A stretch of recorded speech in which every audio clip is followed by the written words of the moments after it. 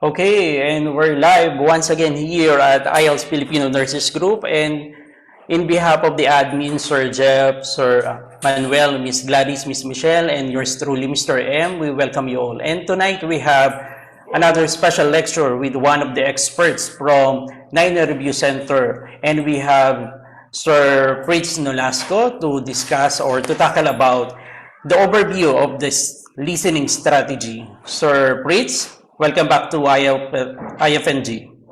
Hello, good afternoon, good evening to everyone from this IFNG group. So good afternoon or good afternoon sa iyo, Marvin.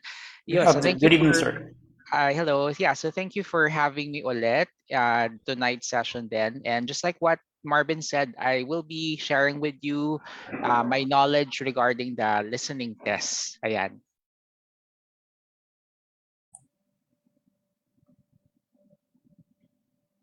Ayan. So, we can start then with our presentation. So, guys, my apologies beforehand because I'm having problem with my camera. So, I hope you don't mind if I'll be conducting this 2-hour session then without me turning on my camera then. So, I think the most important thing is for me to deliver what I have to share with you for today's session. And for your reference, you can refer to our chat messages on Facebook. I posted the link for today's handout. So you might want to click on it because that's going to be our reference for today's session. And for those on Zoom meeting, so allow me to share to you sa chat messages natin yung handout for today then. Okay, so please click on it and make sure that you save a copy of today's handout. So guys, before I start with the presentation, allow me to present my slide first. Just give me one moment. Okay, so let me just check if you guys can see my screen on FB Live. Let me just give me just one moment. Okay, so there. All right, so well, formally, good evening ulit to everyone attending this session. So it's my pleasure to introduce to you, well, at least to talk about the listening test for today. So as you can see on my screen, so I'm from 9.09er IELTS Review. Some of you here in class might have attended lectures with me if you're a 9-year reviewee. And for those who are still interested or interested in registering for the IELTS review, so so I hope to see you on our review classes. No, so I do conduct online sessions. I'm also part of the coaching committee as well. So I also do conduct coaching sessions then from time to time. And I was assigned to discuss to you today listening tests. So what I'll be imparting to you is an overview of the tests and to provide you with some tips and strategies. And guys, later you might need to prepare some sheets of paper and pen because we're also going to have listening tests later. Okay, so we are going to have an exercise for that. So there. So anyway, I'll just go ahead, guys, and present to you the agenda for today's session. So guys, for today, these are just the three simple things, no? And to my thinking, that probably would be able to finish this in less than 2 hours. So the first part, I'd like to introduce to you a test overview. Some of you here might be familiar with this already, so you just have to bear with me because I would assume some attendees here totally have no idea about what to expect on the IELTS test. So might as well start off with that, making sure that everyone is on the same page. Then later on, we're going to look into strategies and tips as well. So I think this is the most important part of the today's lecture, no? So to know more about the strategies and tips, especially for sometimes it can be really frustrating to get really low scores for the listening test, no? So almawa kaka-practice natin pero hindi nag-improve yung scores natin. So baka kulang tayo sa mga tips and strategies na hindi natin na-apply. Then for the third part, we will go through a practice test. So I prepared a practice test for you today. So just like what I mentioned, you might need to prepare some sheets of paper and pen, and I'll be flashing on my screen the questions which you guys will be listening. So I will be answering. And of course, as you look into the question, I also be playing the recording later. Okay, right. So guys, by the way, make sure that you keep yourself on mute because again, we're going to have listening practice tests later. So for everyone's purpose to ensure that you can clearly hear the recording, might as well just keep yourself mute all throughout. And I entertain any question you might have. So you can use our chat messages then to throw in your questions. And from time to time, I'm going to look into the Facebook Live and as well as here on Zoom meeting then to address any question you might have. Okay. All right. So let's go ahead then with the first topic. So test overview. So this is what you call the International English Language Testing System, right? And in particular, the listening test is one of the components of this IELTS, right? So some would find reading to be more difficult. Others would say that writing is more challenging and speaking. I just want to do a just to throw in a question for everyone attending this class. You can use our live chat messages then. Of all the four components of the test, guys, which you think is the most challenging for you personally? Is it the listening or reading, or is it writing or speaking? So feel free to interact with us. You can use our chat messages and send in what you think is the most challenging. Is it listening, reading, writing, and speaking? So let's look into what your classmates would say. Sige. So Martina says writing, right? How about others? Yeah. So let me look on the Zoom meeting. So I think speaking and writing for Marvic, Bing as well agree. So Nancy Loblesa says speaking and writing. 'Di ba? So iba-iba eh. Harleen says writing.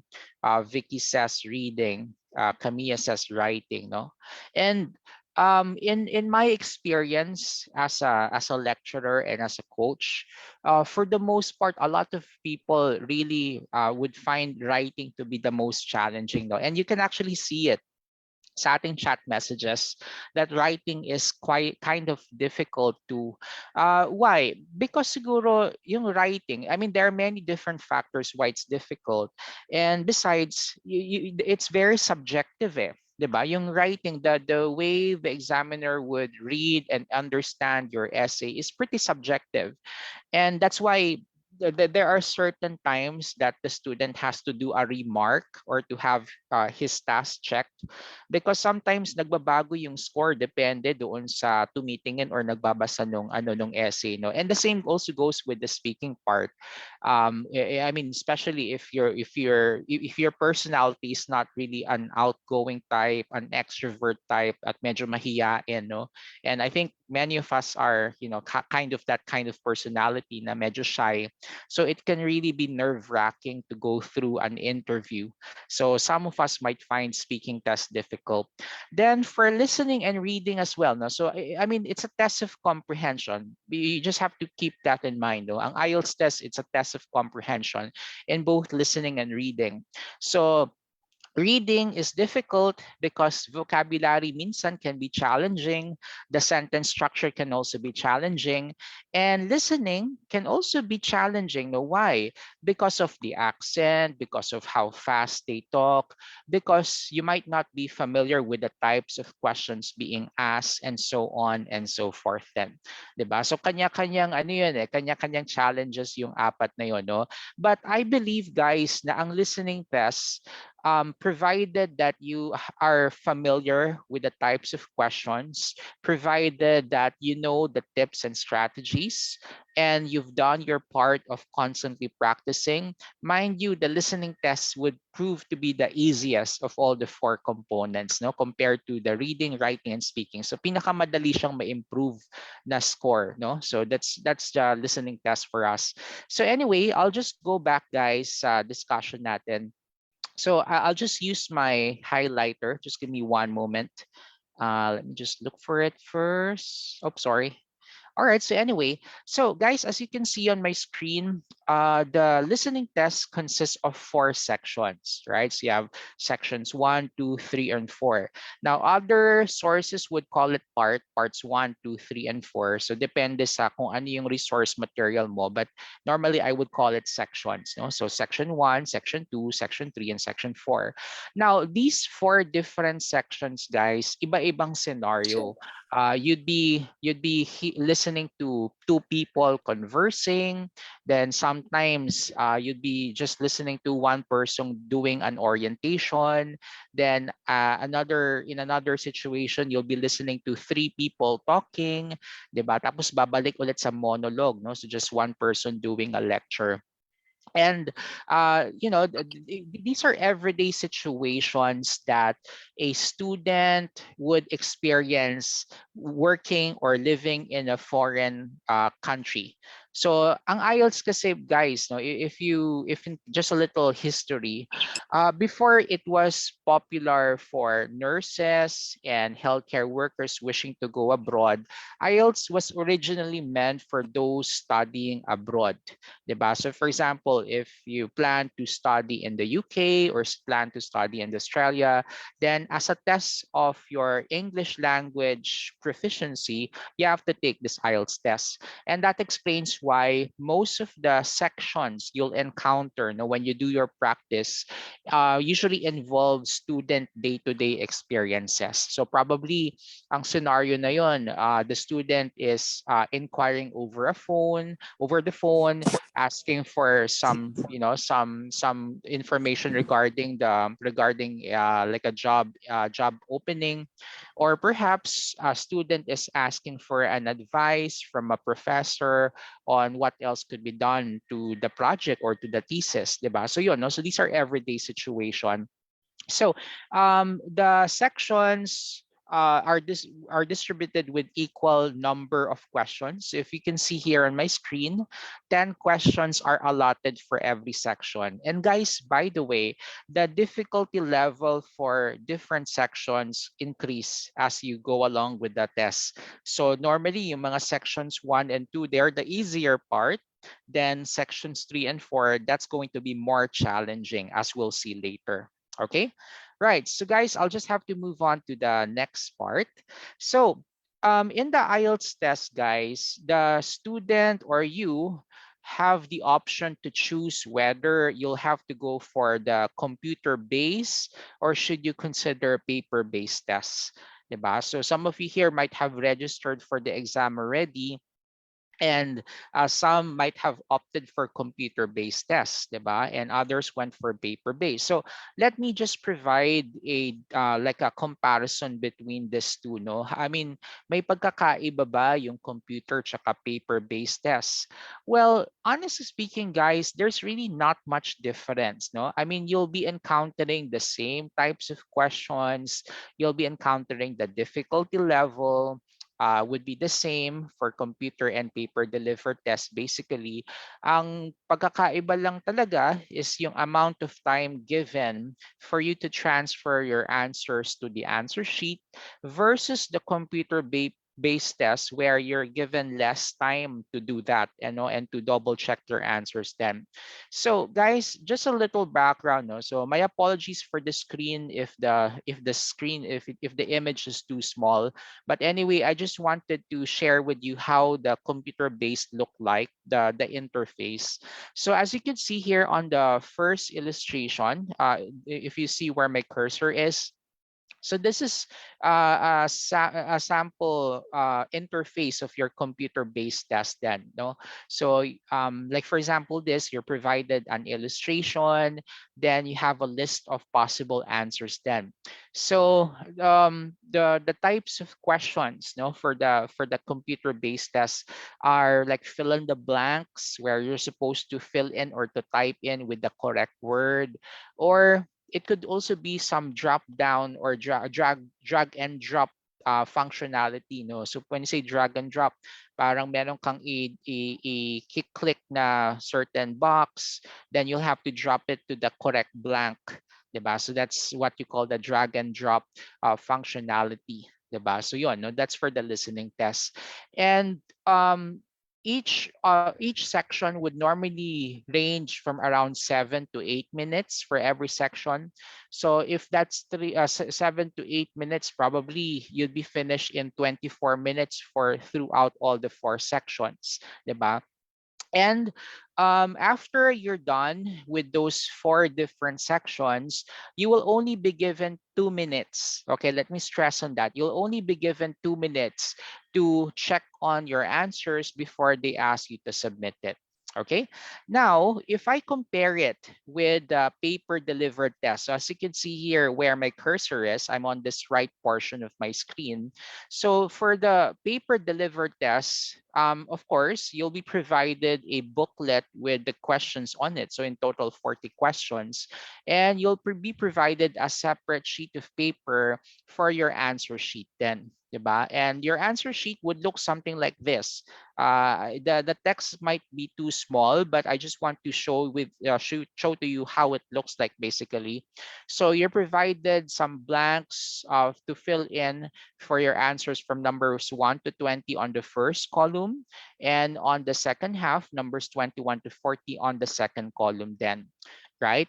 And in this test, in the paper delivered test, you will be given 10 minutes. So that's the advantage of paper delivered. You'll be given 10 minutes to transfer your answers onto the answer sheet then, and making sure that you write down as legible as possible without committing any misspelled word, because wrong spelling is wrong in the listening test. So making sure that your penmanship is readable and legible. Okay, so there. So again, I just want you to consider for yourself. Kasi at the end of the day, it's hard to really answer the question for you. So it's really up to your decision. Should you consider computer delivered or paper delivered test? No.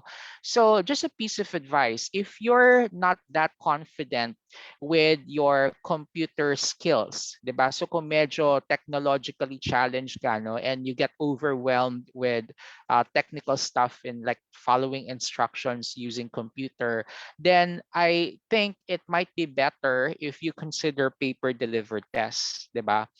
Or if in case you're confident with the computer delivered tests, 'di ba? And you think that you'd be able to easily follow instructions using computers, then might as well recommend you to take the computer delivered test. So try to assess your level of comfort in using computers, no? So are you that confident or are you not?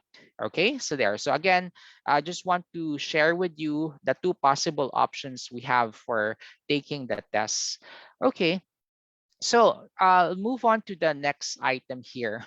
So, uh, types of questions. No, so I think I partly covered this earlier. So the types of questions, as if you notice in your practice, the most common types of questions would include fill in the blanks, and fill in the blanks come in various forms and sizes. No, so may mga blanks that would require one word only, and you're supposed to complete a sentence, 'di ba? Or it could consist of like some 2 words or 3 words, so you'll have to answer short phrases, 'di ba? Pero fill in the blanks pa rin siya talaga. Then there are also matching type, 'di ba? So matching type usually sa mga maps 'yun eh. Kasi you'll have to match the space provided for the label of a certain area in a location, and you'll have to match it with whatever is presented on the choices. 'Di ba? Parang ano siya, parang first column match with the second column. So that's matching type.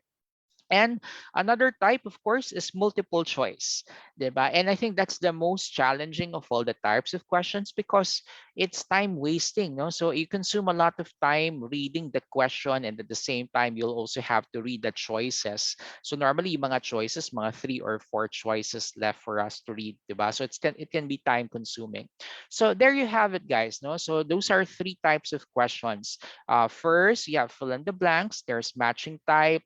Then of course you have multiple choice. Okay, and why is it important, no, that we know these types of questions? Because on the exam, imagine if you totally have no idea as to what type of question, so mangangapa ka.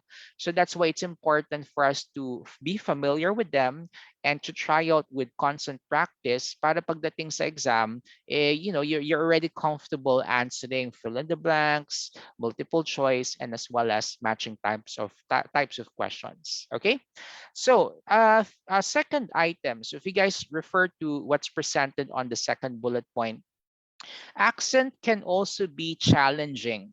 A challenging part of the listening test, no? So some people fail because they couldn't understand the accent, right? So might as well be familiar with those foreign accents that come out on the test, no? And what are these foreign accents? Well, this includes American accent, which I think is, relatively easier for us to comprehend because we are exposed on American accent, no, from the media, from the TV, from the news that we consume, mostly Americans. Then more challenging is siguro yung British and as well as Australian accent.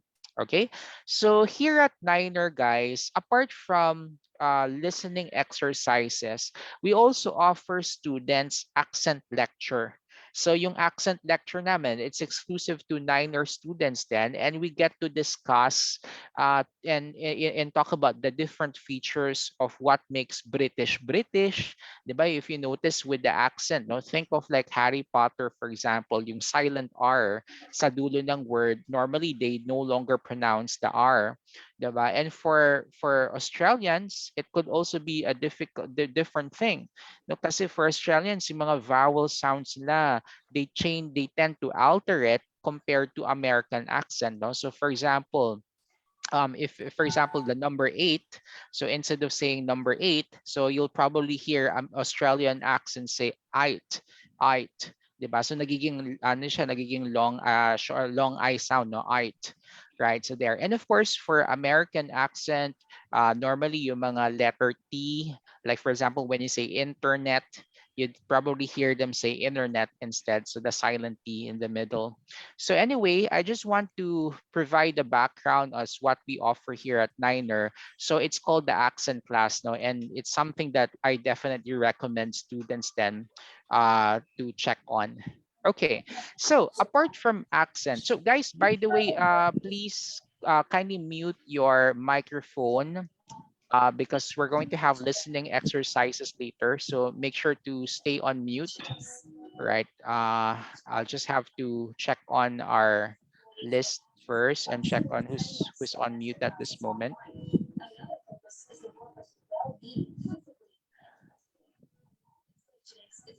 All right, I'll just pause a bit, guys. I'll just have to look for someone who's not on mute. Okay. All right. Okay. So anyway, right. So we've covered those two items here. So I'll just have to move on to the third one. So the listening test is a test of comprehension. And it's not just simply listening to a word that they're going to mention without really truly understanding the context, 'di ba? So it's a test of how good we are in understanding spoken language or conversation. All right, guys, sorry, I just have to pause ulit, no. Guys, please make sure to stay on mute. I get distracted kasi every time the microphone is on, it can be really hard for me to continue with the class if you keep turning on your microphone.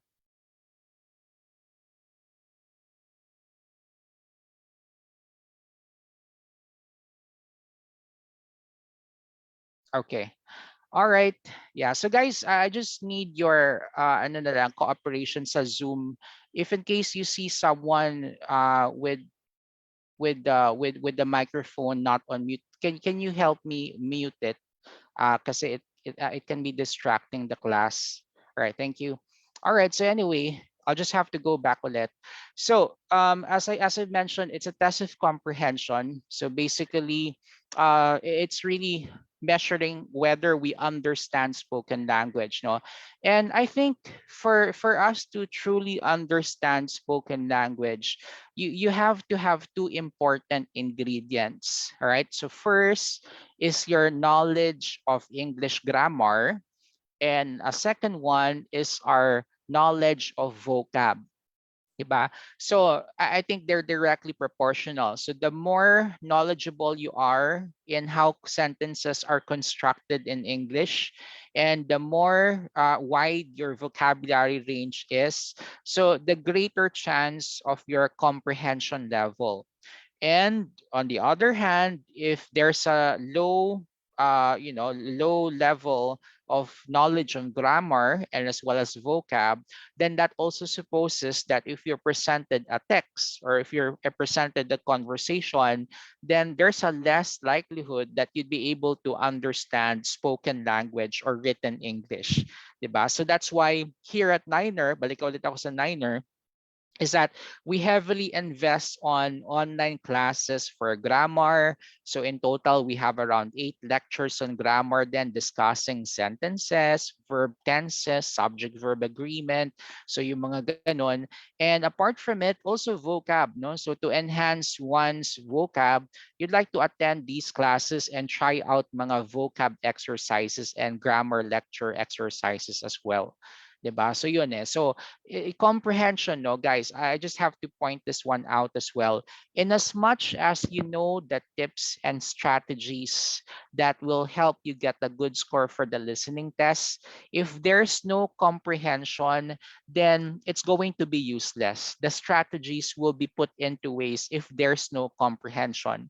So that's why it takes two to tango. You need to have those two important things: understanding of the strategies and application of the strategies, and at the same time, you complement it with comprehension. Diba? The strategies is something that you can learn through this lecture, but comprehension is a different thing.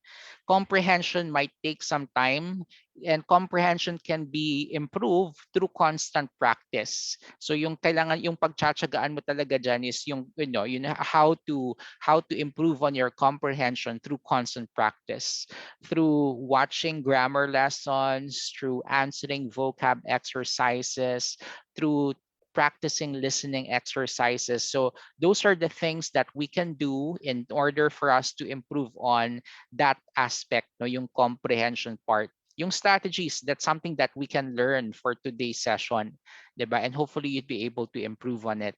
So anyway, the band score. So I'll just have to move on to the last item on my screen. So with regard to the band score, the IELTS is scored according to a, band score system, as what they call it, no, and that actually explains why we call ourselves 9.09er, because the highest possible score that you can get in any components of the IELTS test is going to be 9.0.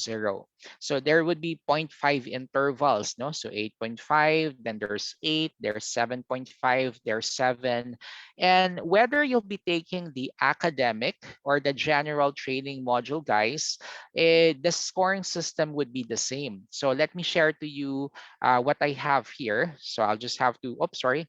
So here, no? So if you're aiming for a 9, which I think some people have the potential of achieving, you need to get 39 points out of the 40 items, no, and or even get a perfect score in order to qualify for a 9.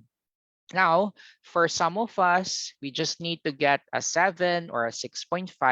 So as you can see here on the table I present on the right portion of my screen, so if you plan to get a 7, then you only afford 9 to 10 mistakes, no? So kailangan nasa 30 to 31 average yung nakukuha mong correct answers. Or if you're aiming for a 6.5, diba? If you're applying for a US visa screen, then you only afford 26 to 29 correct answers out of the 40 items. So roughly mga 14 mistakes maximum yung pwede natin makommit din. Okay? So guys, if you just came in to attend our class, please refer to our chat messages. You just go and backtrack on the chat messages. So I sent the document for today's handout. No, the scoring system can also be found on that document I posted on our chat messages. And let me also send it sa ating chat messages sa Zoom for those students who just came in. So please click on it, and that should lead you to the handout that I have for today's session. Okay. All right, sige. So there. So guys, so far, no. So let me just do a recap before we continue with the next slide.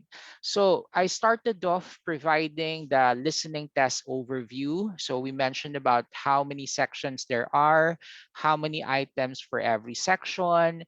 I partly differentiated between the computer and the paper delivered tests, right? And we talked about accent. We talked about the types of questions so far, and how we stress the importance of grammar and vocabulary, 'di ba? Kasi it's a test of comprehension eh. And of course, the scoring system as presented on the last bullet point. Okay?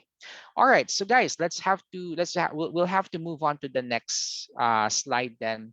So guys, if you have any question or clarification, you can use our chat messages, and I'll browse through it later if in case you have something to ask me. Okay, so but anyway, I'll just have to move forward then and discuss with you the strategies and tips. And there are 4 items on my screen. So let me discuss it part by part. So for number 1, as written, so if in case you're unable to follow, I'll just use my cursor, this part. So number 1, you have to be familiar with how the listening test works then. Okay, so what does that mean? Well, you'll have to be familiar that uh, okay, hello guys. Can you please mute your microphone, please? Yeah,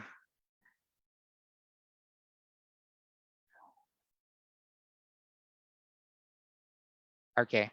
All right, so yes, I'll just have to continue them. So for number 1, you have to be familiar with how the listening test works, right? You have to know how much time you're given before every section. You're supposed to know how much time you're given after every section then. You should know that the listening test would not repeat any answer to the question. So once they utter it out, then that's going to be it. So whether you heard it or not, so there's no turning back. In other words, we have to understand that on the listening test, the sequence of the questions would be the same sequence as to how the answers would be revealed, 'di ba? So what do I mean? Halimbawa, yung sagot sa number 1 will come before number 2, and will come before number 3, and so on and so forth, no? So hindi siya magulo na number 4 muna bago yung number 3 or number 2, no? So it doesn't work that way. So once you do your practice, you become more familiar with how the listening test works then. Okay, so that's for the first one. And second, I'll just have to move on to number 2. You have to read instructions carefully, right? Not following instructions can affect your score, right? So this is the most heartbreaking of all mistakes, no, that students would commit, just because you did not follow the 2-word limit, no. Kung may nakalagay na write no more than 2 words, tama na dapat yung sagot mo, kaya lang nasobrahan ka ng isang word. So masakit yun, no? So parang you almost got it. It's just that you did not follow the instruction.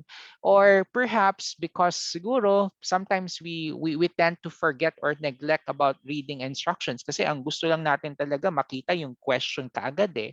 Diba? Especially if it's time constrained and anxiety is highly packed. So, you no longer have time, or you don't even bother to read the instruction. 'Di ba? So, but guys, remember that the IELTS test is a test of comprehension. It's a test of whether we understand written English or not. And that also includes reading instructions. So make sure that if the instruction tells you to limit your answer to just one word and or a number, then we have to follow accordingly. Because if not, even though that you got the answer correctly, if you did not follow the instruction, unfortunately, you don't get any point for it. Okay, that's for number two. Now, proceed with number three. So if you guys are following, so I'm in this portion of my screen. So for the third one, revealing the answer follows the sequence of the questions then. So I think already have mentioned that, so I'll just have to skip that part already. And for number four, answers to questions should always grammatically fit the question statement. Diba? So let's just have a quick quick rundown of the questions I have here, no mga examples. No, halimbawa guys, no, halimbawa ito, if you check on this one, narinig mo students, no, when you were listening to the conversation, ang sinabi niya students na may s, tapos when you saw on the question itself nakalagay a blank, right? So question, should I answer students na may s or student na walang s if the question includes the article a? So there's an a together with the blank, but you heard students. Narinig mo sa conversation, you answered students, right? Right. Yeah, guys, can you, yeah, right. Guys, can you please turn off your microphone? Uh,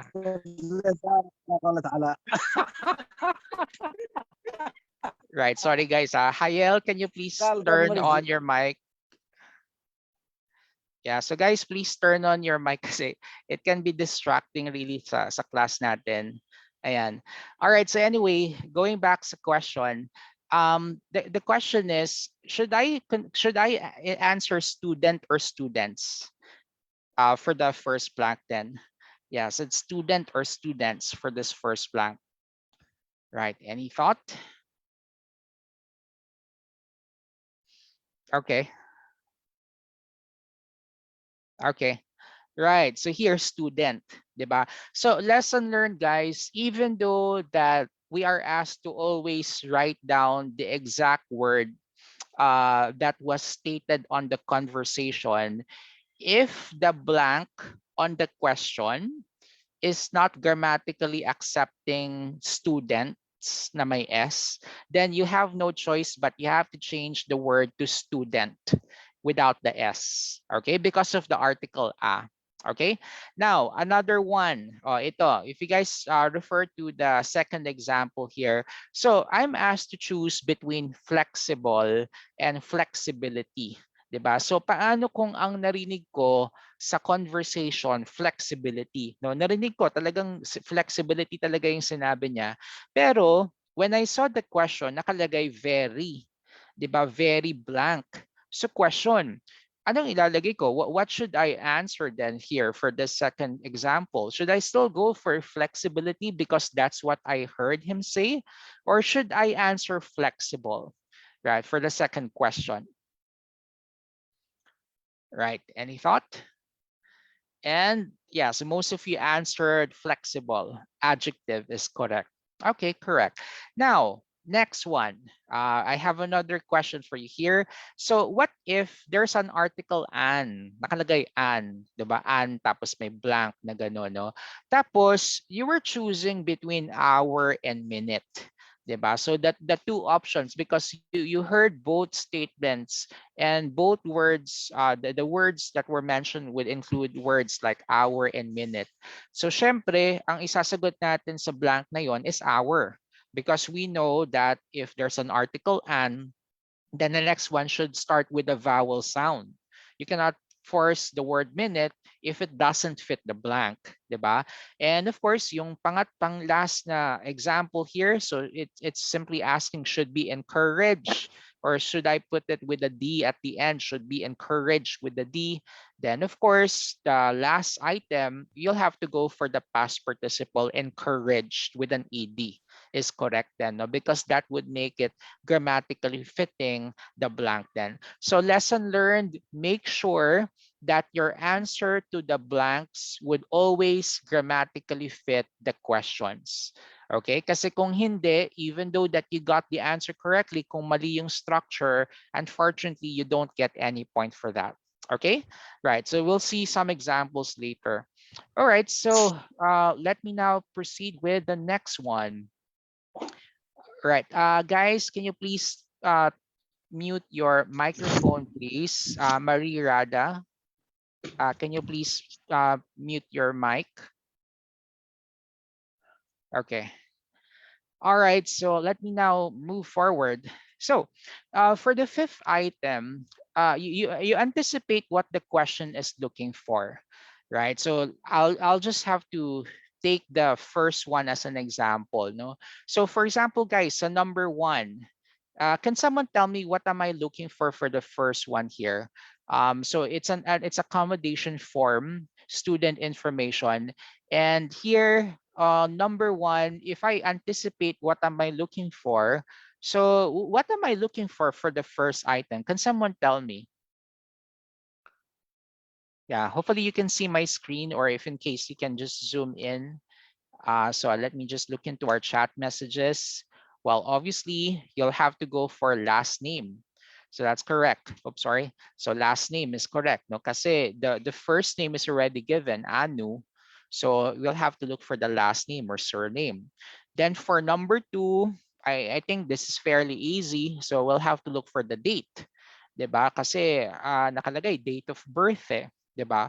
And for third one, course of study. So I am anticipating, no? Anong course kaya to? Is it nursing perhaps, or medical technology or something like that?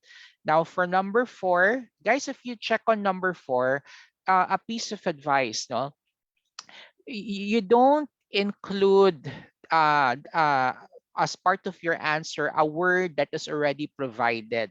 No, so like halimbawa, yung number four, no. So but if you can't see the text, you can just zoom in. For the fourth one, kung nakalagay na yung years doon, nakalagay kasi number of years planned and whole, then I recommend that you just simply write down the number. You don't need to write the word years anymore. Halimbawa, 2 years, number of years planned and whole. Ang sagot mo, 2 years. So I recommend you just simply write down two instead of writing the complete word years na. No, kasi it would be redundant eh. Natanong na kasi, it's already part of the question. So lesson learned, you only supply whatever is missing. So kung ano yung kulang, yun lang yung sinusupply natin. So that's for the fourth one. And of course, for fifth, for number six, number seven, the same thing. You'll just have to anticipate what we're looking for. Okay?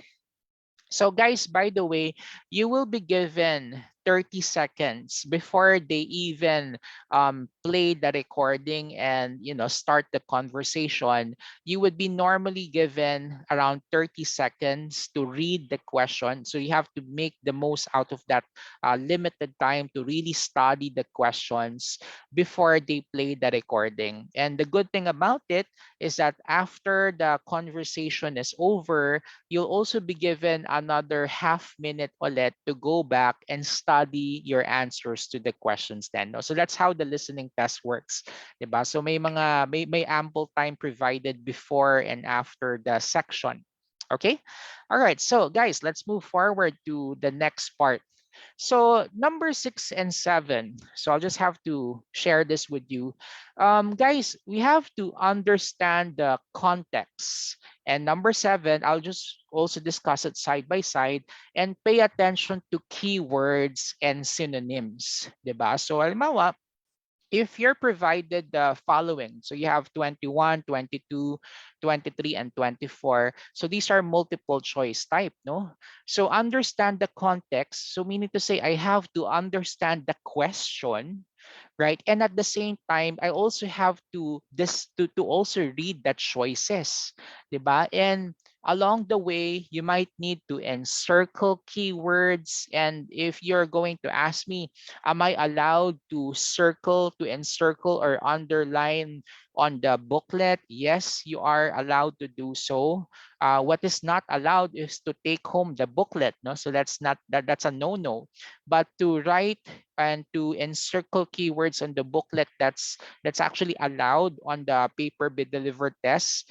And if you're worried, how about the computer delivered? So the answer is yes, you also are allowed to do highlighting functions, 'di ba? If you're taking the computer delivered test naman, no? So the good thing about it is that when highlighting or when encircling, it it it it trains your mind to just focus on those keywords, no? Bakit importante yung keywords? Kasi once they mention it or once they state a word that might share the same meaning with this word, then probably that should lead you to the correct answer then. Diba? And that means that you'll have to listen carefully because the answer is being revealed already, even though that the exact word is not mentioned. Okay? So halimbawa guys, for number 21, no, I want you to look into the choices here. So for number 21, it says there, students want to keep the self-access center because. So guys, halimbawa, no, this is just a hypothetical question. No? What if the speaker mentioned vital?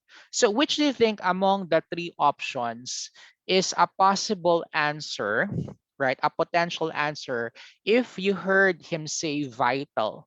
So should you consider A? Do you think that he's leaning towards saying B or C?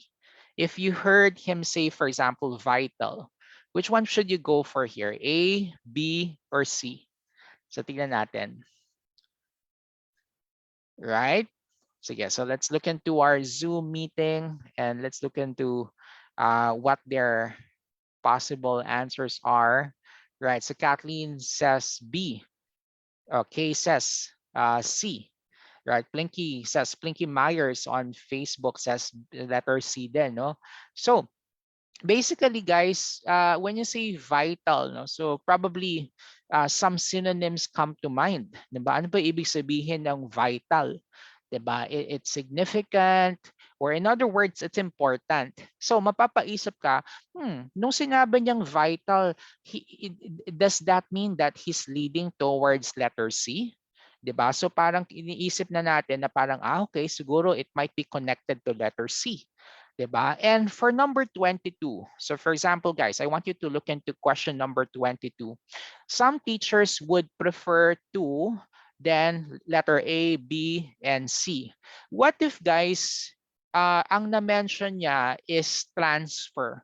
So what if he mentions or the speaker mentions transfer? So which one you think is a potential answer there if he mentions transfer?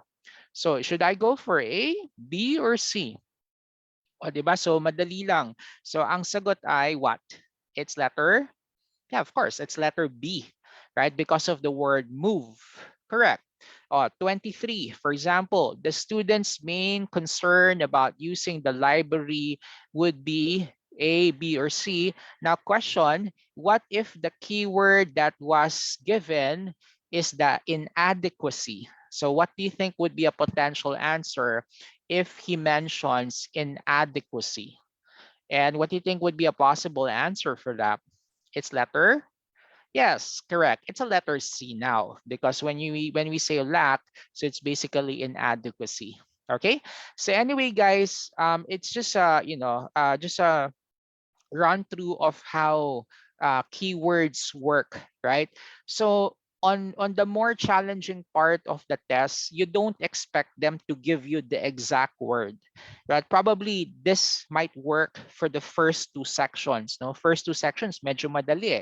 So they'll be giving you the exact word. However, once you go into the third and fourth section, so please don't expect them to give you the exact words then. So be prepared to look for or to listen for some synonyms, synonyms, some keywords. So you will be expected to listen between the lines, diba? So guys, also a helpful tip to when you do your practice, and mind you, when you do your practice, there are a lot of materials on YouTube. So they're free. You can search for it, or you can even enroll here at Niner, because we do have lots of mock exams, and I usually am the one facilitating these mock exams. So what you do is to constantly listen to the recording, even though that you're done answering the 40 question already. So don't leave it by just moving on to the next test or next practice test. No, so I recommend you try to go back to the conversation. So listen back to the conversation and try your best to understand which questions you got wrong, and try to assess what could I improve on pa, 'di ba? Bakit ako nagkamali doon, no? Kasi that's how you improve eh. That's how you improve your score on the listen test, by realizing, by pointing out, by identifying what went wrong and how I can help myself improve it. Diba? So you like to replay the recording. Basically, it's what I'm pointing at. Okay. All right. So there. So that's for number 6 and 7 for this slide. So, guys, before we proceed with the practice test, I just want to go back ulit, no, and try to recap these strategies and tips I have. So, for number 1, be familiar with how the listening test works. Number 2, read instructions carefully. Number 3, revealing the answers, follow the sequence of the words or the questions themselves. Number 4, answers to questions should always grammatically fit the questions, and you're provided examples there. And for number 5, anticipate what the question is looking for, right? And for number 6 and 7, here, understand the context and pay attention to keywords and synonyms. Okay. Now, before I move to the practice test, I also want to clarify a few pointers with regard to writing in all caps. No, because this is something that a lot of students would ask me during the classes I conduct. Is it okay to write in all caps? Diba? What would be the rule in writing, in how you're supposed to write your answers? Okay, so actually, guys, there's really no specific rule that will require us to write in all caps, right? What we teach the students is a recommendation. And let me explain why we recommend writing in all caps. And this means, guys, that it doesn't mean that when you write in small letters, it doesn't mean that you will get the point wrong. Okay, you can still get the answer as long as the answer is correct, even though that you did not write in all caps. Now, why do we recommend writing in all caps? No? So I'll just move muna to paper delivered test, guys. Okay, guys, can you please turn off your microphone, please?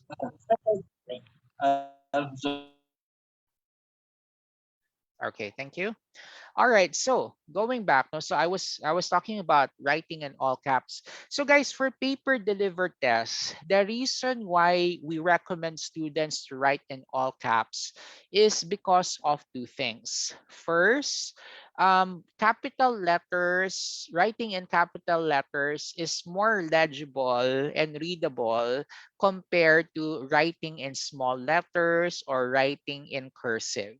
And remember, guys, that they'll have to check on your spelling for them to check your answer to correct it or not. So the spelling should be correct. So if your penmanship is in cursive and it's so hard to write to read the spelling, so unfortunately they won't give you a good point for that. That's why you have to write in all caps. Now another reason as well is that there are some words in English that need to be that need to begin with capital letter. So I just need to ask you guys, what kind of words? So can someone tell me what kind of word you think should begin with a capital letter in English? Ano ba mga klaseng words ito that would require writing in proper capitalization. The first letter of the word should be capital letter. Which kind of words are these? Okay, so Alvin says pag mga full name, tama. 'Di ba? And EJ, yes, correct. No? So EJ on chat messages mentioned, and Sheena also pointed out proper nouns. Yes. 'Di ba? Kasi hindi pwede guys na ang sagot mo British tapos sinulat mo na small b yung British. 'Di ba? So mamamali ka nun kasi British siya sa proper noun eh. Paano kung halimbawa Michael yung word, 'di ba? Tapos small letter M yung sinulat mo sa paper. So mali. No, kasi we know that proper nouns in English should begin with capital letter. And to avoid that kind of problem, we recommend you write in all caps. Okay, so that's for computer delivered. Now, for the for not for computer delivered, rather by paper delivered. For let me just clarify that. Now, guys, for computer delivered, um they would actually accept writing in all caps or writing in small letters, no? So if you do your research, even though that the word is a proper noun, if it's written in small letters, they would actually accept it, no? But guys, personal recommendation, I would also advise you, if you're taking the computer delivered, to also write it in all caps then, right? Because you'll never know if they might be not considerate because of the capitalization or not. So just to keep it safe, you'd like to write your answers in all caps, no? And this doesn't only apply for the listening test, but it also applies to the reading test as well. Okay, so I just want to clarify that because it's a very common question that I'm asked during lectures, during exercises, because some people might really be worried about how to write your answers. No, yung mga technical stuff can be, can be frustrating at times. Okay, all right. So there. So guys, let's move forward to let's move forward to the next one, yung practice test. So there's a question here coming from Air. So can I also use all caps in writing exams? No, actually, Air, I heard when I attended a previous training with, I'm not sure if it's IDP or British Council, they mentioned that they would actually examiners would allow writing in all caps in your writing task 1, writing task 2, for that matter. But again, this is just a recommendation, Air, kasi part of checking on grammar is making sure that the student knows which letters within the sentence should be capitalized, no? Kasi that's part of formal composition eh. I mean, back in school, when we were asked to write a formal composition, we were not taught by our teachers to write in all caps. No, I don't remember. I couldn't remember like a teacher telling me that you can write in all caps in a formal essay, diba? And that is why I do not recommend writing in all caps in their essay, although some examiners might consider it. But personally speaking, I would avoid writing in all caps in your essays. No? So might as well use proper capitalization for your writing task 1 and writing task 2. So it's a different recommendation compared to the listening and reading test, no, wherein we really push the students to write in all caps. No? Pero for writing tasks, I do not recommend that. Okay? All right. So welcome, Air. All right, so guys, let's move forward then to our practice test. No, so I'll be playing the recording. So what we'll do is that we're going to listen to the recording together part by part, so section per section. Then after every section, I will be flashing the answers here on my screen, and we'll be discussing your answers then. Okay, so let's start with the first one. So guys, make sure that you have a sheet of paper with you, or perhaps if you're using your laptop, you might want to open like a notepad for you to write your answers then. Okay, so I'll have to share with you, flash the first set of questions and the instruction. So hopefully you can see my screen, and I will start the recording. All right, so just give me one moment. I'll just have to play the recording and double check if you guys can hear it. Okay, let me just do a sound check first. You will hear a number of different recordings, and you will have to Yeah, guys, can someone confirm if you're able to hear the recording? I just paused it first and check with you if you could hear it. Yeah, people from Facebook Live and at the same time on Zoom meeting, were you able to hear the recording? I just want to check with you. answer questions on what you hear. Yeah, can you hear it? Okay. All right. So yeah, so I'll replay it from the very beginning. So guys, we'll listen to the recording, right? Then by the end of number 10, right, we'll start discussing the answers then. You get the chance to check your answers. Okay?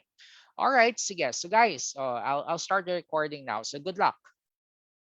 Test 4. You will hear a number of different recordings, and you will have to answer questions on what you hear.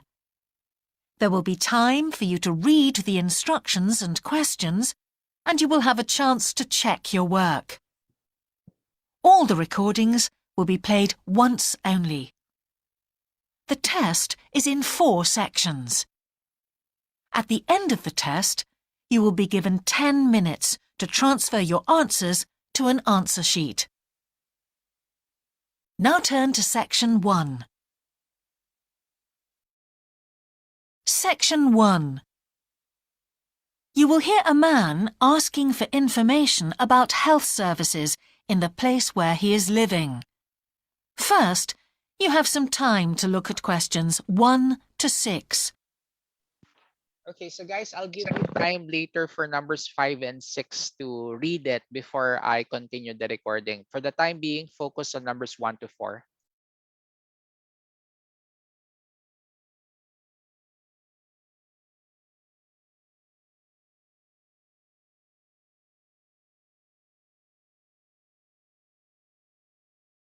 You will see that there is an example that has been done for you. On this occasion only, the conversation relating to this will be played first. Can I help you? Yes, I've just moved to this area with my wife and children, and I'd like to know where we can all register with a doctor at a health centre. Oh, OK. Well, there's Dr. Green at the Harvey Clinic. The woman says the doctor at the Harvey Clinic is called Dr. Green, so Green has been written in the space.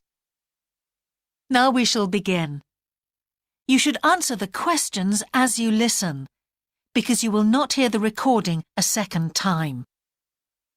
Listen carefully and answer questions 1 to 6. Can I help you? Yes, I've just moved to this area with my wife and children, and I'd like to know where we can all register with a doctor at a health centre. Oh, OK. Well, there's Dr. Green at the Harvey Clinic. We always recommend her for babies because she's very good with them and she runs a special clinic. Oh, actually, my youngest child is 5, so that wouldn't be any good for us. Right. Is there anywhere else I could try? Yes, the Eshcol Health Practice is the next one on my list. How do you spell that? Eshcol. And it's Dr. Fuller who has space on his list. The clinic only opened a year ago, so the facilities are all very modern. That sounds good. And it's particularly good if you're busy during the day because they also do appointments in the evening. They're closed on Saturday, though. The only other place on the list is the health centre on Shore Lane. You can register with Dr. Gormley. That's Gormley. He's new there, but the centre has a very good reputation. Oh, yes, I think I know the road. That would be the best one. Thanks. Okay, so guys, I paused the recording and I'll have to move on to numbers 5 and 6. right? So please check on it. I paused the recording for you to take some time and study questions 5 to 6 before I continue the recording. So please read questions 5 to 6.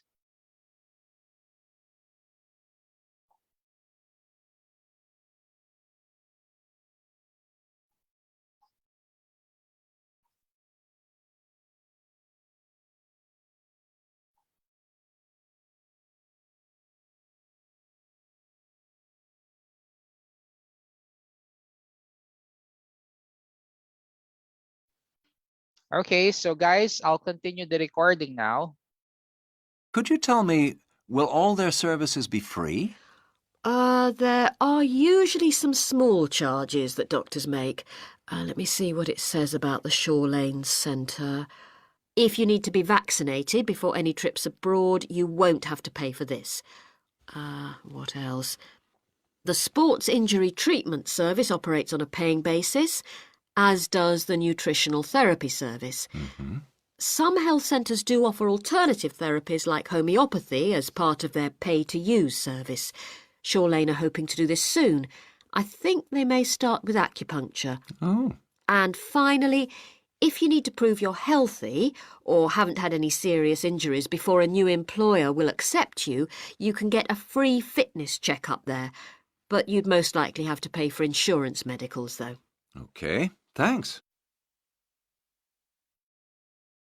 Before you hear the rest of the conversation, you have some time to look at questions 7 to 10.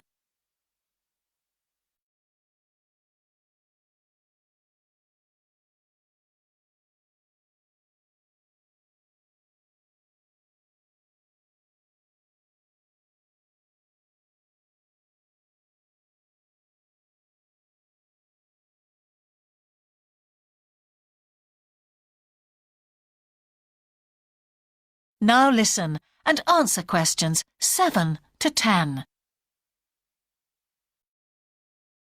You might also be interested to know the centre is running a pilot scheme of talks for patients. I've got the list here. Actually, they look very interesting. What sort of things? Well, the first one's about giving up smoking. It's next week, the 25th of February at 7 p.m, and that's in room 4. It says the talk will stress the health benefits, particularly for people with asthma or heart disease. That sounds very interesting. There's also a talk for families with children. It's on healthy eating and takes place on the 1st of March at 5 o'clock. Will that be at the health centre? Actually, it's at the primary school on Shore Lane. I imagine they're inviting the parents of pupils there. It says here, all welcome. I might go to that if I have time. There's a couple of other talks. One giving advice about how to avoid injuries while doing exercise. It's on the 9th of March. Oh, it's a late afternoon talk at 4:30, and it'll be in room 6. It also says the talk is suitable for all ages. And finally, there's a talk called Stress Management, which is on the... That is the end of section 1. You now have half a minute to check your answers.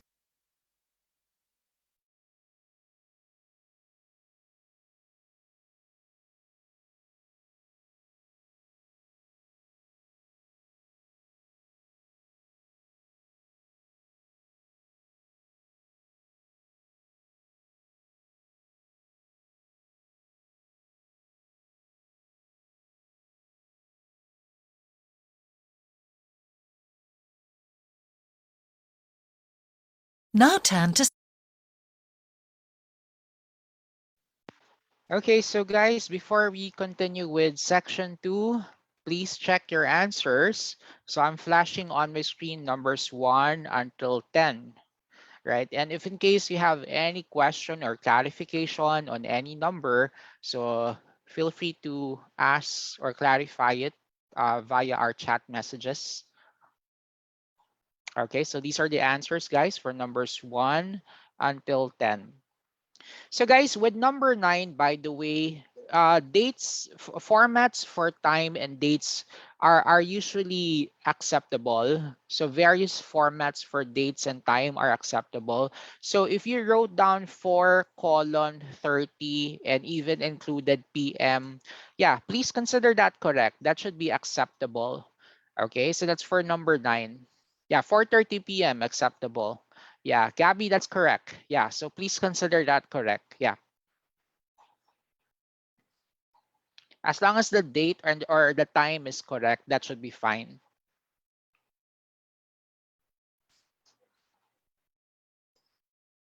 Okay, so any question or clarification?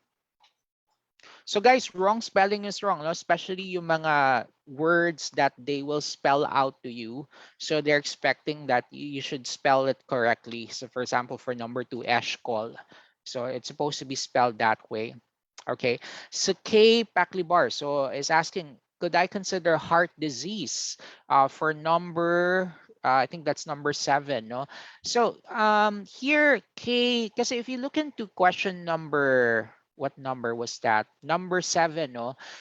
K, if you look into question number 7, no, even though that the 2-word limit is acceptable, and this means na yung heart disease tama, no? Kasi 2 words eh. So pasok pa rin siya, no? If you look into the question, the word problem, if you look into it, no, may blank tapos problem. So if the word problem is already given, so you might be thinking to yourself, should I still answer disease as part of the answer? 'Di ba? So or does it sound redundant already if I write down the disease and also include the word problems, 'di ba? So yun. So, but for today's sake, please check your answer because it still follows the 2-word limit. But moving forward, if there's a synonym for the word disease in the question provided, if like for example the word problem is already given, you'll just have to simply write the word heart instead. Okay. Right. Then what else? So Gabby, how about I wrote E first before B for questions 5 and 6? Either order. So that should be acceptable. Gabby. So whichever comes first should be acceptable. So you can go for BE or EB. That shouldn't be any problem. Okay. Right. So Plinky. So let's see a question coming from Plinky. So Dr. Gormley. So tingnan natin So those who included the word doctor, guys, I'll just have to go back to that number, no? I think that's number 4, I think. Yeah, for those who answered doctor. So guys, ito. If you go back to question number 4, 'di ba nakalagay na yung doctor doon eh, 'di ba? I mean, it's already written there to write it's already the title is already given. Nakalagay na yung DR. So, 'di ba yung kanina sa discussion natin, when you answer on the listening test, you only supply whatever is missing. So, in other words, hindi mo na kailangan ilagay yung doctor kung nakalagay na siya dun sa question. And besides, if you go back to the instruction, what did the instruction tell us? You only limit your answer to just 1 word. So the word doctor is counted as 1 word. So if you wrote down Dr. Gormley, that already translates to 2 words. So automatically, mamamali ka.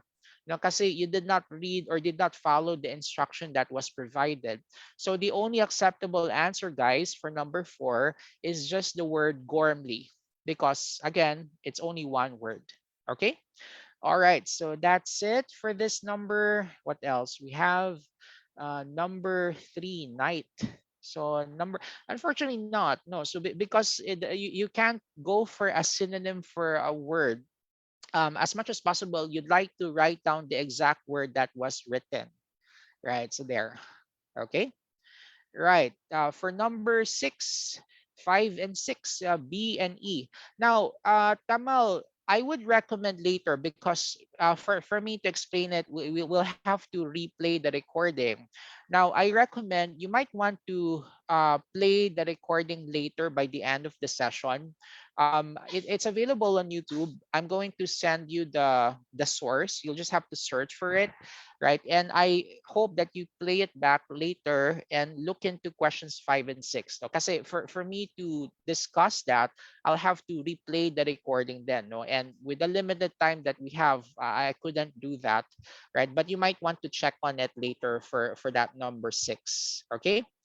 All right, so there. So guys, I'll have to move on to the next question now. Right, so I'll just have to turn to section 2. Right, just give me one moment. Okay, so here.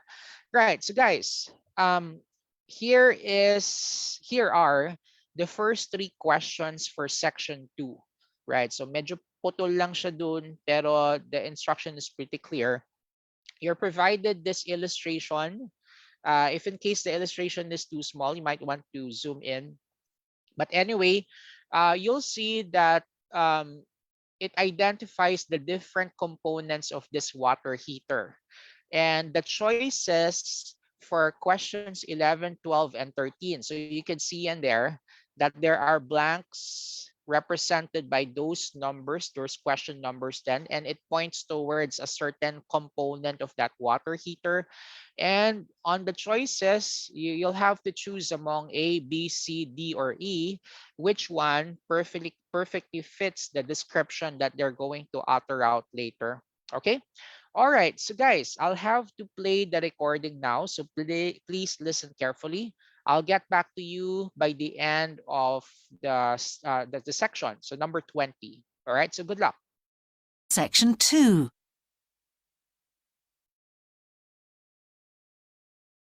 Section 2.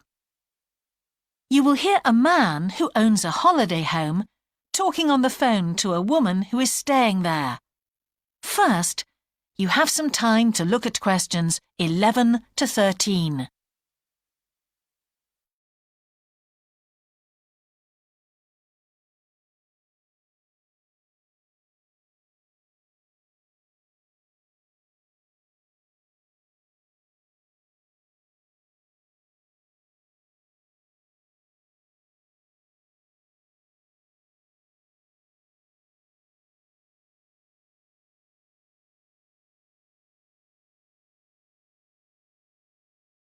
Now listen carefully and answer questions 11 to 13. Hello? Hi, it's Laura Carlton here. We've just arrived at the holiday flat, but I can't get the hot water and heating to work. Oh, right. That's easy. Don't worry. In the upstairs cupboard, you'll find the water heater. You'll see 3 main controls on the left at the bottom of the heater. The first one, the round one on the far left, is the most important one for the heating and hot water. It's the main control switch. Make sure it's in the on position. The switch itself doesn't light up, but the little square below will be black if the switch is off. That's probably what's happened. It's got switched off by mistake. The middle one of these 3 controls, you'll see it's slightly larger than the first one, controls the radiators. If you feel cold while you're there and need the radiators on, this needs to be turned to maximum. The last of the 3 controls, the one on the right, is usually on about a number 4 setting, which for the water in the taps is usually quite hot enough. Below the heating controls in the middle is a small round plastic button.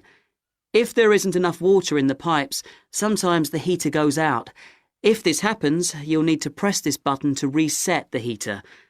Hold it in for about 5 seconds and the heater should come on again. Then there's a little square indicator under the 3rd knob that's a kind of alarm light. It'll flash if you need to reset the heater. It sounds complicated. I'm sure you won't have any problems with it. There should be some more instructions on the side of the heater. Call me back if you can't make it work. OK. Before you hear the rest of the conversation, you have some time to look at questions 14 to 20. All right, so guys, I'll give you time later to study numbers 19 and 20.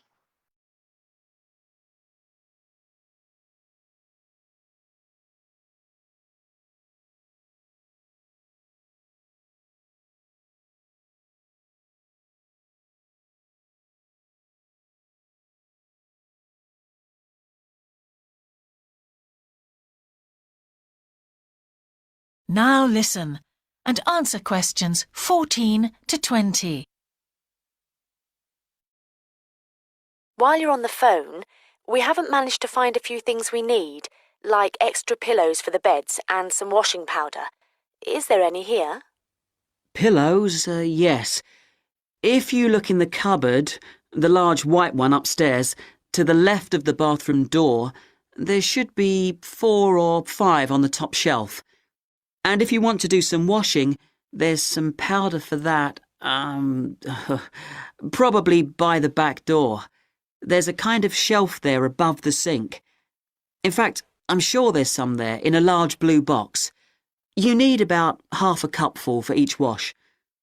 Oh, and that reminds me. The spare key to the back door is hanging on a hook on the wall by the sitting room window. Please make sure to put it back when you've used it.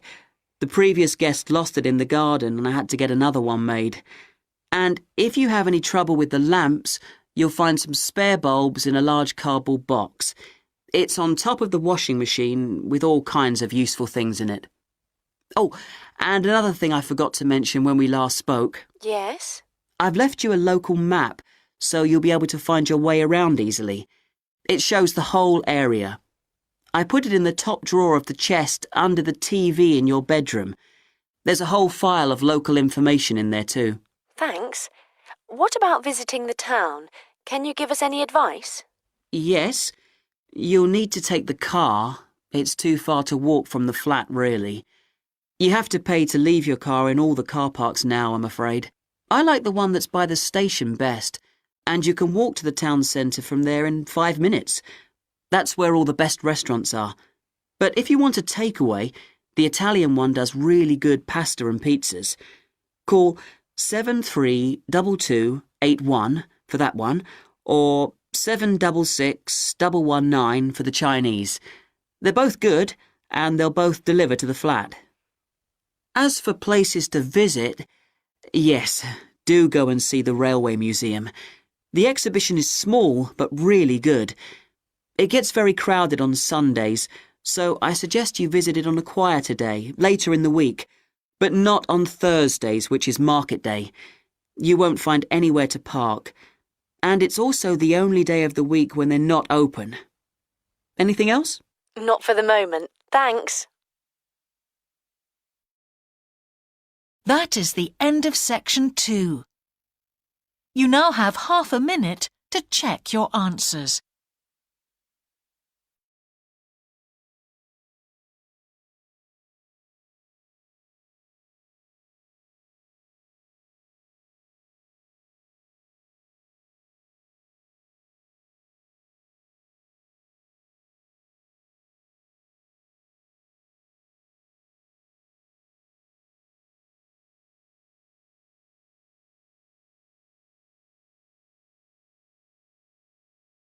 Now turn to section 3.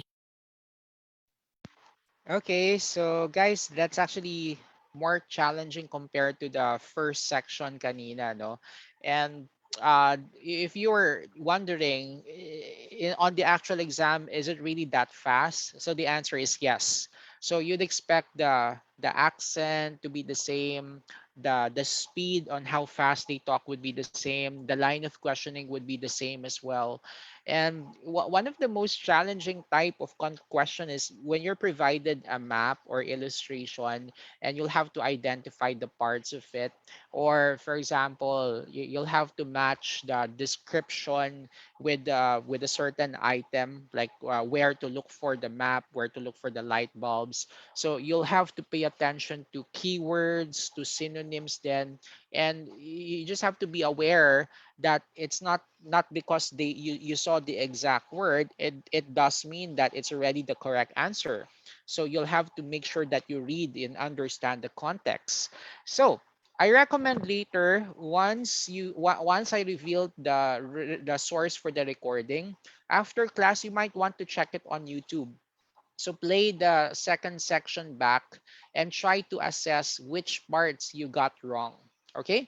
So anyway, let me share to you the correct answers, guys. Please check your answers for numbers 11 to 20. Right, so check on numbers 11 to 20.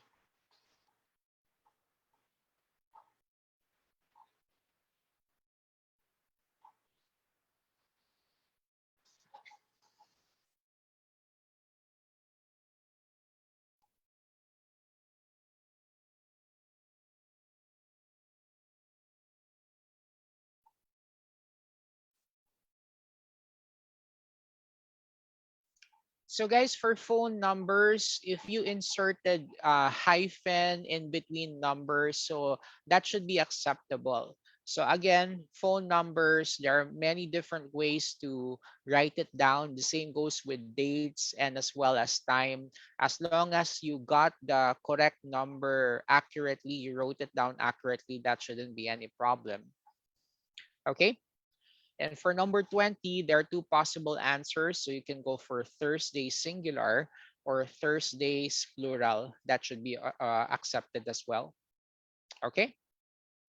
All right. So yes, I would assume no questions for section 2. So we'll have to move forward to the next section, section 3 then. So the same thing, guys. I'll play the recording. Please listen carefully and we'll discuss the answers after number 30.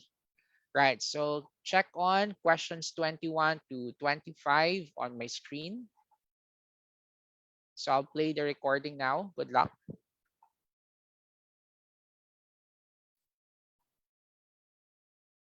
Section 3. You will hear a conversation between an English teacher called Paul and a former student of his called Kira. First, you have some time to look at questions 21 to 25.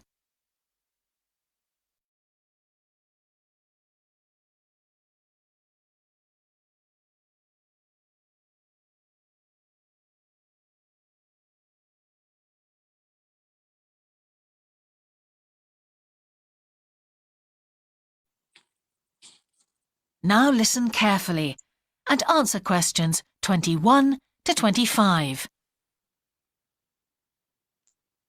Hello, Kira. How are you? Fine, thanks, Paul. How are you? Well, thanks. It's good to see you. It must be 12 months since you did our course. That's right. It's nice to come back and say hello. What course did you enroll in? Actually, I went straight into third-year pharmacy. They credited me with 2 years, which probably made it more difficult for me. On the other hand, you were lucky to be granted credits. Is that why you chose the course? Yes, and as I'd already finished a course in it in my country, I thought it would be easier if I studied something I already knew. I didn't realize you went into third year. I thought you started in first year. No wonder it was so hard. And what do you think is one of the big differences between studying at a university here and studying in your country? Well, I found it very difficult to write assignments because I wasn't familiar with that aspect of the system here. The main problem is that the lectures expect you to be critical. That made me feel really... Okay, so my apologies, guys. I just have to, because I was busy answering questions on our chat box. So I forgot to move on to the next page. Yeah, so I was busy looking into questions by some students. So anyway, I'll have to move forward ulit here and I'll have to replay the recording. So those requesting for the answers for questions 14 to 18, guys, I will be giving a copy of the answer key later, right? Kasi I could not attend to the answer keys of previous questions because we have to move forward to section 3. So my apologies. I'll just have to replay the third section in case you weren't able to capture numbers 21 to 25. All right, so I'll just have to replay from the very beginning. Some time to look at questions 21 to 25.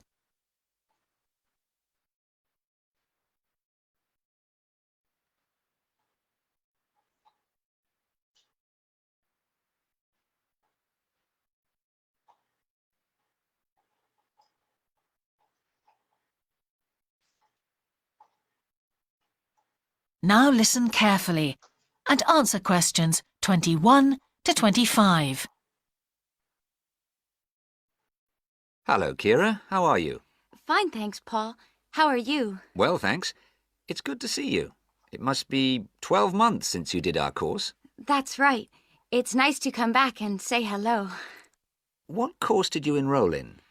Actually, I went straight into third-year pharmacy. They credited me with 2 years, which probably made it more difficult for me. On the other hand, you were lucky to be granted credits. Is that why you chose the course? Yes, and as I'd already finished a course in it in my country, I thought it would be easier if I studied something I already knew. I didn't realize you went into third year. I thought you started in first year. No wonder it was so hard. And what do you think is one of the big differences between studying at a university here and studying in your country? Well, I found it very difficult to write assignments because I wasn't familiar with that aspect of the system here. The main problem is that the lectures expect you to be critical. That made me feel really terrible. I thought, how can I possibly do it?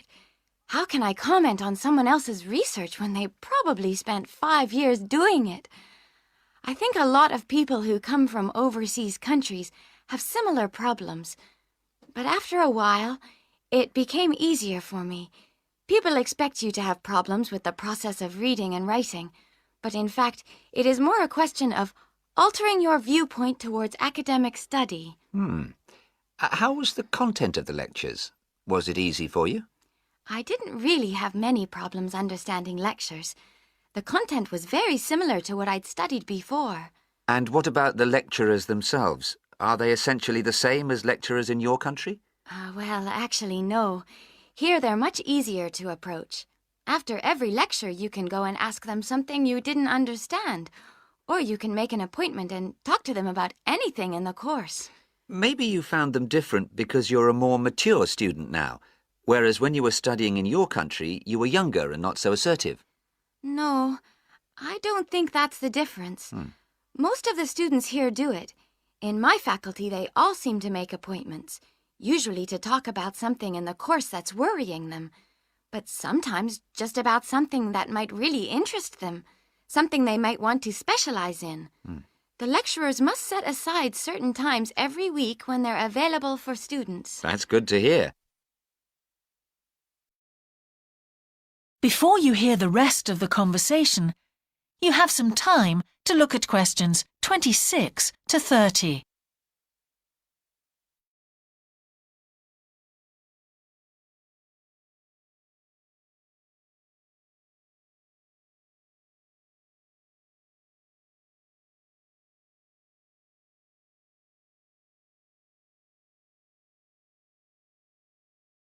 Now listen and answer questions 26 to 30.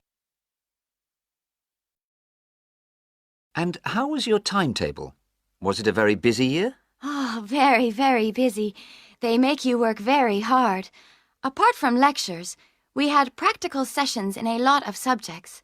We did these in small groups. I had to go and work 4 hours every week in a community pharmacy. Actually, I enjoyed this very much, meeting new people all the time. Then in second semester, we had to get experience in hospital dispensaries. So every second day we went to one of the big hospitals and worked there. And on top of all that, we had our assignments, which took me a lot of time. Oh, I nearly forgot.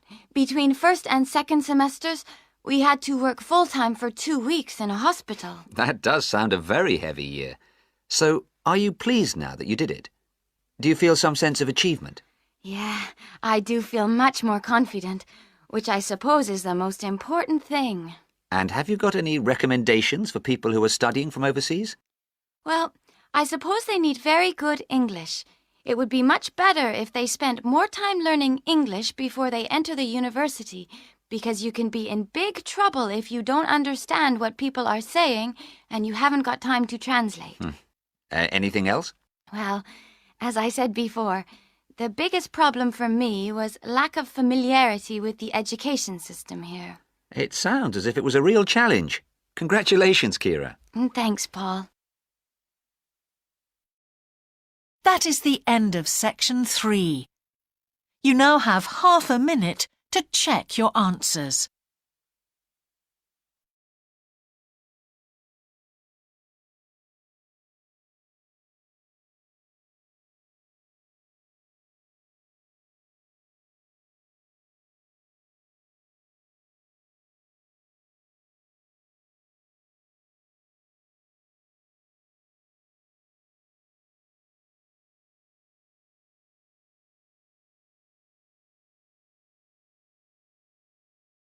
Now turn to section 4.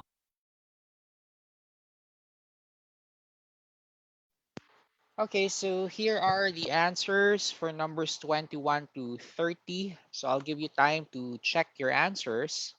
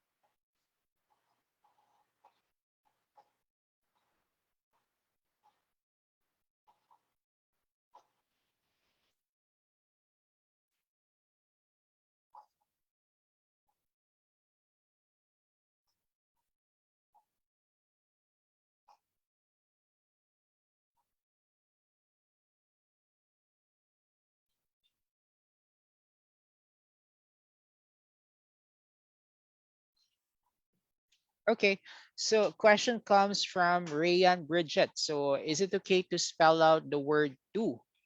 Um, I think you're referring to either number 27 or 28. So I'll just have to go there. Okay. Right. So for number 27, it's okay to write down the number 2 as word form because there's a 3-word limit and that should be acceptable. And for number 28, if you wrote down 2 weeks, as in writing the word two instead of the number two, should also be acceptable. Yes. Writing the word two as word is correct, Rayan. Jemery Aguinaldo, how about small groups? I think you're asking for question number 26. Okay, I'll consider that correct. Jemery, small groups was clearly stated, so that shouldn't be any problem. Okay, so next. Okay, so please check your answer, Melly. That's acceptable. Your answers for 26 and 27 are correct. Yes. EJ, the bishop, number 29, you answered more confident. What about more confident? For number 29, how does fear feel? Right. The word more confident, EJ, because the answer key doesn't mention about the word more, and for us to consider your answer, we have to go back to the recording, and I will be giving the source for the recording later. So I would recommend you play it back and try to go back to number 29 then. So if the conversation clearly stated the word more, then please consider your answer correct. Yeah. Same also goes with much more confident as well. Okay. Yeah, Blinky Myers, education is not. It's different from education system. So the complete answer should be education system. If you wrote down education only, unfortunately, it's incomplete. Okay. Yes, Shelly. Yeah, please consider your answer correct. Small groups should also be acceptable. Ninzi Noblesa, yes, small groups. In small groups, acceptable. Sheena, yes. And Ninzi, every second day and every 2 days then. Okay, actually, they're the same. To answer the question, Ninzi, no? So every second day and every 2 days would be the same. It's just that you have to write down the exact wordings or the exact statement that they mention on the conversation, right? It's the same, but we'll have, as much as possible, you'll have to write down the same wording, the same statement then. Okay? Right, Blinky, if what the conversation said was much more confident, I mean, if you're certain that the statement clearly stated much more confident, then that should be acceptable because the instruction limits your answer to just 3 words, and much more confident would fit the bill. So please consider your answer correct. Yeah. Okay. Right. Liza Dane Cruz for 2 weeks. For number 28, how much full-time work did Kira do during the year for 2 weeks? Right. Using the preposition for there in this number, Liza, wouldn't fit the answer to question number 28. I mean, if the question is asking how much full-time work, we simply say 28, 28, we simply say 2 weeks. We don't say for 2 weeks to answer the question 28, how much. We only answer 2 weeks without saying for. Yeah. Okay. Right. Okay.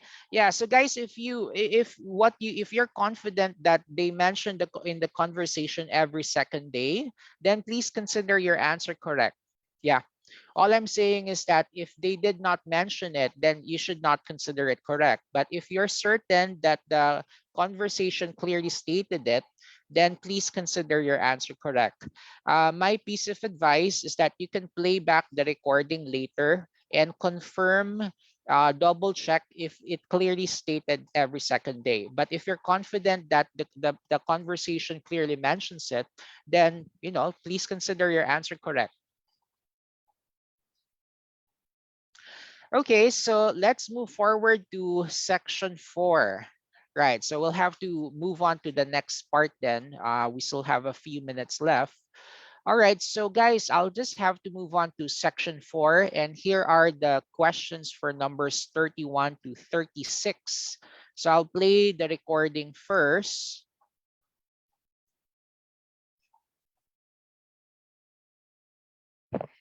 Section 4. You will hear a talk about a project on the wildlife found in city gardens in Britain. First, you have some time to look at questions 31 to 40.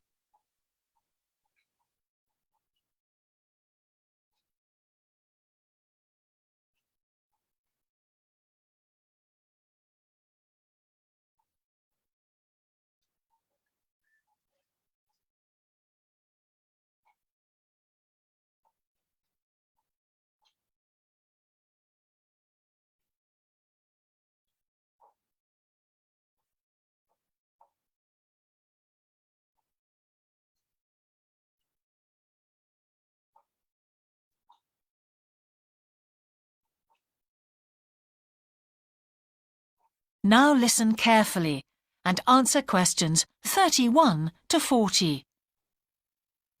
Good morning. Today I'd like to present the findings of our Year 2 project on wildlife found in gardens throughout our city.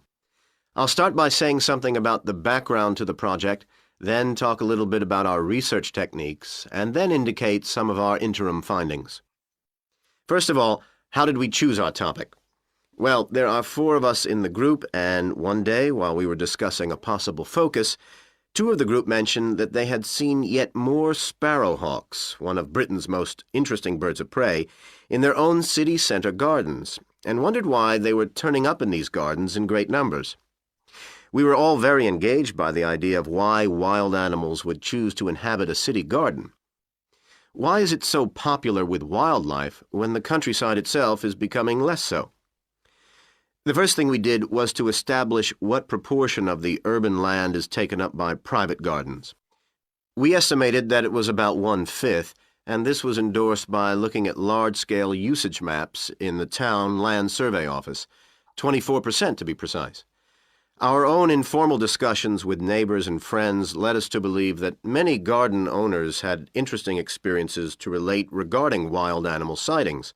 So we decided to survey garden owners from different areas of the city. Just over 100 of them completed a survey once every 2 weeks for 12 months, ticking off species they had seen from a pro forma list, and adding the names of any rarer ones. Meanwhile, we were doing our own observations in selected gardens throughout the city. We deliberately chose smaller ones because they were by far the most typical in the city. The whole point of the project was to look at the norm, not the exception. Alongside this primary research on urban gardens, we were studying a lot of books about the decline of wild animals in the countryside and thinking of possible causes for this. So what did we find? Well, so much that I just won't have time to tell you about here.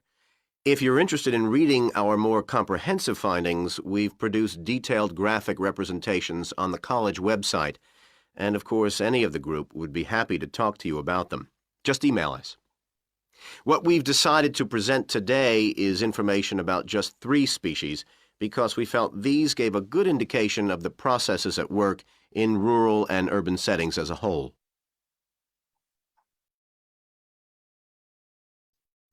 The first species to generate a lot of interesting information was frogs, and there was a clear pattern here. They proliferate where there is suitable water. Garden ponds are on the increase, rural ponds are disappearing, leading to massive migration to the towns.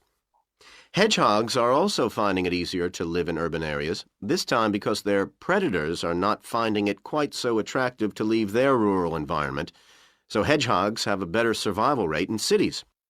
We had lots of sightings, so all in all we had no difficulties with our efforts to count their numbers precisely. Our final species is the finest of bird singers, the song thrush. On the decline in the countryside, they are experiencing a resurgence in urban gardens because these days gardeners are buying lots of different plants, which means there's an extensive range of seeds around, which is what they feed on. Another factor is the provision of nesting places, which is actually better in gardens than the countryside. Hard to believe it, but it's true. Incidentally, we discovered that a massive new survey on song thrushes is about to be launched, so you should keep an eye open for that. Now, I'd be happy to answer any questions you may have. That is the end of section 4. You now have half a minute to check your answers.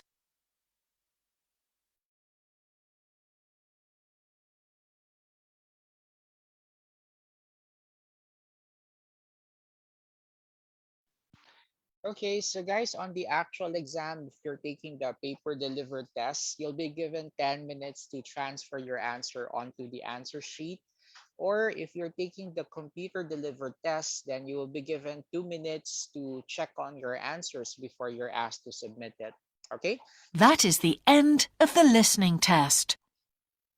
In the IELTS test, you would now have 10 minutes to transfer your answers to the answer sheet. Okay, so please check your answers. I'm flashing on my screen the answers for numbers 31 to 40.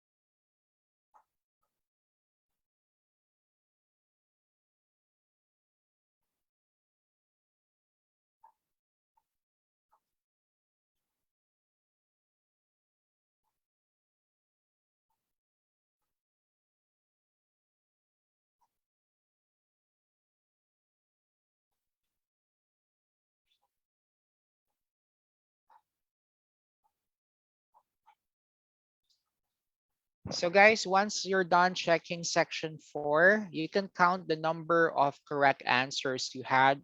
And I'll be flashing later on the scoring system. So you'd be able to know the equivalent band score for the total score that you got.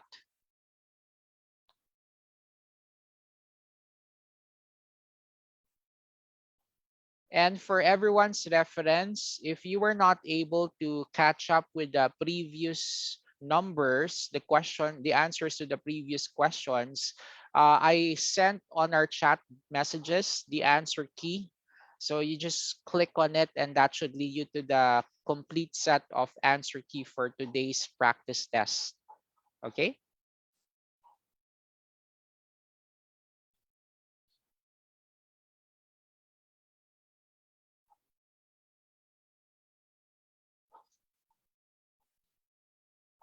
So guys, if you wish to play back the recording that we listened to earlier, all you need to do is to search it on YouTube. So it's readily available. You'll just have to search for Cambridge Time Test 4 on YouTube then. Okay, so I'll leave it to you to search for it and you can play back the recording. It even includes the questions as well, right? And for your answer key, so please refer to our chat messages. So I sent you the link to today's answer key then. Okay. So hopefully you got a good score for today's session. So if you're aiming for at least 7, so that translates to 30 to 31 points out of the 40 items.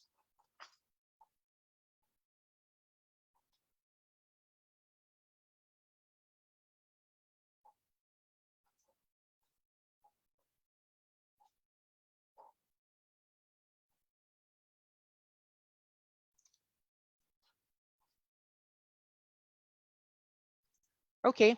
All right. So, guys, I won't keep you for long. So, that actually concludes our session for today. So, I hope from the discussions and the practice tests that we did, that somehow gave you more idea and hopefully more confidence in taking the IELTS test. All right. So, again, the materials are readily available on YouTube. And if you wish to have a more formal training, of course, you can just freely enroll and register here at Niner. So we do offer mock exams and as well as listening exercises apart from this. Angela, you can see the source for the listening test. It's actually here on my screen right now. So if you just read what's presented here, so nakalagay Cambridge 9 test for on YouTube. So that's what you're going to search for. Okay. All right, so that's it. So you're free to leave our session now. So thank you guys for attending. So till next time. Thank you.